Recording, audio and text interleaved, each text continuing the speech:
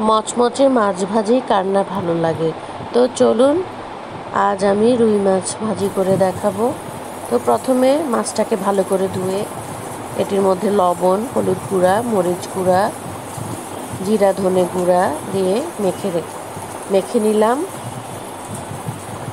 একটি কড়াইয়ে তেল ভালো করে গরম করে নিব। তেলটা যেন প্রথমে অনেক গরম থাকে, নাহলে মাছগুলা বেজে যাবে।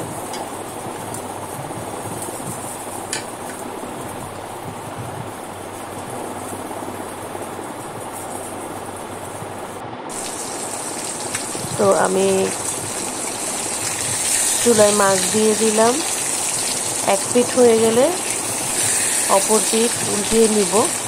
তো এইভাবে আমি মচমচে করে মাছটা ভেজে উঠাবো।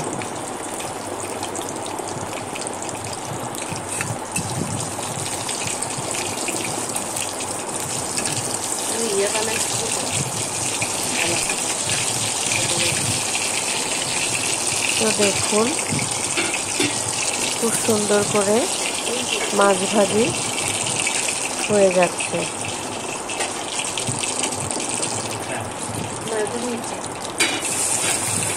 বাকি মাছগুলোও দিয়ে দিলাম। তো আমার মাছ ভাজি কমপ্লিট হয়ে গেল। সবাই ভালো থাকবেন, ধন্যবাদ।